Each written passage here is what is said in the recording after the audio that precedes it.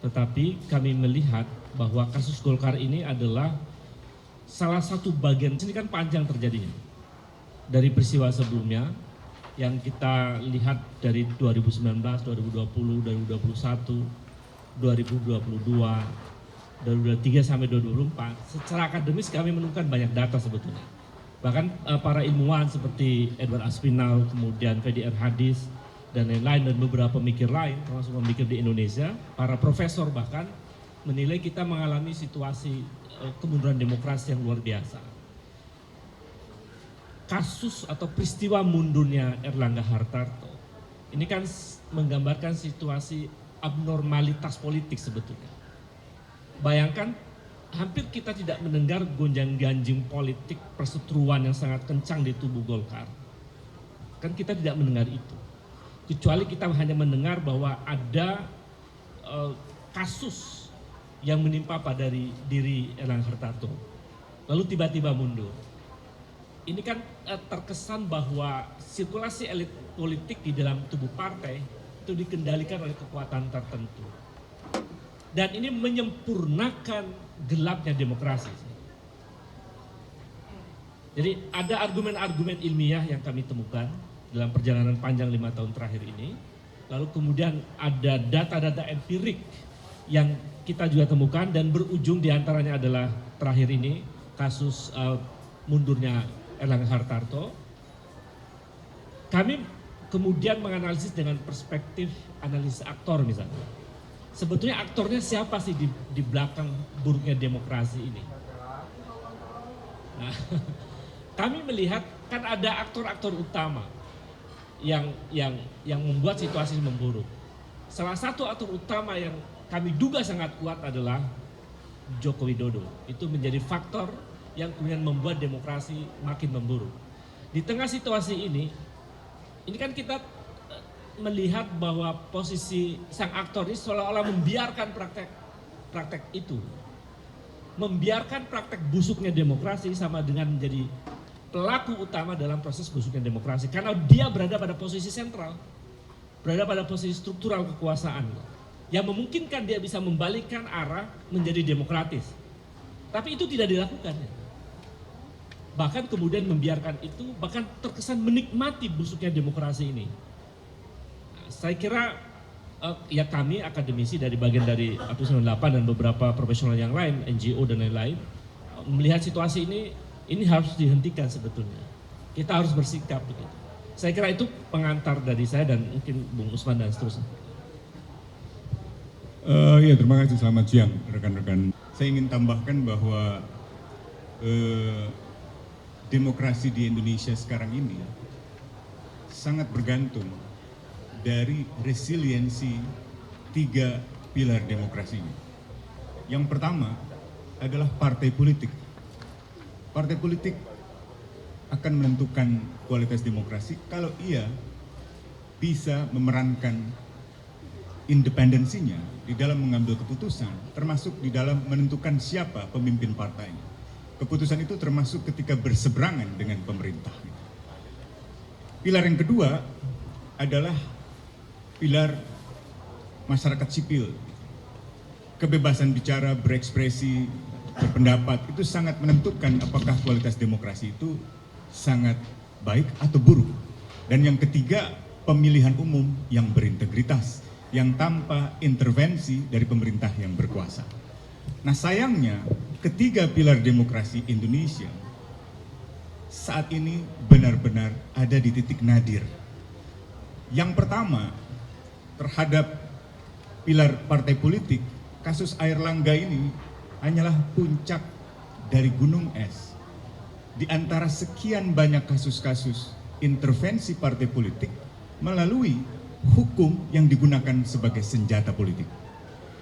Bahkan untuk kasus yang sama, kasus Golkar, di awal tahun ini sebelum digelarnya pemilihan presiden, kita tahu kecenderungan kepemimpinan Airlangga tidak mendukung pilihan Presiden Jokowi.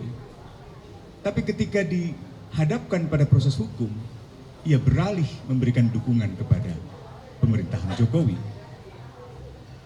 Dan sekarang, meskipun ia telah menunjukkan dukungan-dukungan politik selama Pilpres tampaknya itu juga diuji dengan prospek sikapnya pada kasus pilkada serentak. Dan ketika ada kecenderungan untuk tidak sejalan dengan pemerintah Jokowi, tampaknya itu kembali mengalami intervensi. Golkar hanya satu di antara sekian banyak kasus. Kasus yang belum lama ini PDIP. Kader-kader PDIP termasuk yang paling vokal seperti Hasto Kristianto, itu juga menjadi sasaran dari bagaimana hukum digunakan sebagai senjata politik. Kasus-kasus sebelumnya kita bisa sebut kasus Haritanu dengan Partai Perindo. Media Haritanu di 2014, 2015, 2016 sangat kritis. Media Haritanu mendominasi pasar sekitar 40% melalui 10 stasiun televisinya. Tapi setelah dihadapkan pada proses hukum, ia kemudian beralih mendukung pemerintahan Jokowi sejak 2017. Demikian pula partai lain, Partai Nasdem termasuk yang mengalami serangan politisasi penegakan hukum. Nah, ini harus dihentikan. Kenapa? Karena ongkosnya terlalu mahal. Ongkosnya adalah lembaga penegak hukum kehilangan independensinya. Supremasi hukum kehilangan fondasinya. Yang akan terjadi adalah kediktatoran. Tanpa kemandirian penegakan hukum, tanpa kemandirian partai politik, yang terjadi adalah kediktatoran. Yang kedua, kebebasan sipil juga demikian. Kita lihat di berbagai wilayah, masyarakat adat, masyarakat daerah mengalami represi. Penangkapan tidak berhenti, intimidasi tidak berhenti. Bahkan media juga mengalami intimidasi. Berapa hari lalu Aliansi Jurnalis Independen mengumumkan sepanjang 2024 saja ada 40 kekerasan terhadap jurnalis. Amnesty bersama Komite Keselamatan Jurnalis 3 tahun terakhir mencatat 157 jurnalis mengalami intimidasi. Ini belum tantangan-tantangan media dalam konteks industri media, disrupsi teknologi, hilangnya sejumlah iklan akibat ketakutan sejumlah pelaku usaha kalau terkesan mendukung media yang kritis atau tidak mendukung pemerintahan yang berkuasa. Jadi beberapa survei Kompas, Indikator dan lain sebagainya menunjukkan semakin banyak orang Indonesia yang takut berpendapat dalam urusan politik. Jadi pilar demokrasi yang kedua ini meredup. Edward Aspinall yang tadi disebut oleh Bung Ubed 2 tahun lalu mengatakan meskipun dua pilar demokrasi ini mengalami regresi luar biasa, Indonesia masih tetap akan disebut sebagai negara demokrasi secara formal karena masih memiliki pemilihan umum yang jujur dan adil. Tapi itu 2 tahun yang lalu. Tahun ini, Februari, Maret 2024 dengan pemilihan presiden dan pemilihan legislatif yang sangat kental dengan intervensi pemerintah yang berkuasa, pemilih Indonesia sudah tidak mungkin lagi disebut sebagai pemilihan umum yang berintegritas. Bukan hanya penegak hukum yang konvensional seperti kepolisian, kejaksaan yang digunakan sebagai instrumen untuk mengendalikan oposisi partai dan oposisi non-partai pada periode pertama pemerintahan Jokowi dan periode awal kedua periode pemerintahan Jokowi, tapi sudah masuk ke lembaga penegak hukum lainnya seperti Komisi Pemberantasan Korupsi. Tidak ada lagi keyakinan publik pada KPK bahwa penyelidikan dan penyidikannya dan penuntutannya benar-benar dilandasi oleh kepentingan pemberantasan korupsi. Apalagi kalau kita bicara Mahkamah Konstitusi yang sangat kental dengan pelanggaran etik yang sangat berat, yang putusannya menguntungkan kepentingan keluarga Jokowi. Demikian pula putusan MA yang menyusul setelah pemilu. Jadi kita berhadapan dengan satu prospek kediktatoran yang nyata. Bisa saja Jokowi sekedar tidak ingin kehilangan preferensinya atau privilege-nya setelah tidak lagi berkuasa. Tetapi manuver-manuvernya sangat berbahaya dan bisa menghancurkan sendi-sendi kehidupan politik di tahun-tahun yang akan datang. Tidak ada jaminan bahwa Prabowo tidak akan menerapkan taktik otoriter. Tidak ada jaminan itu.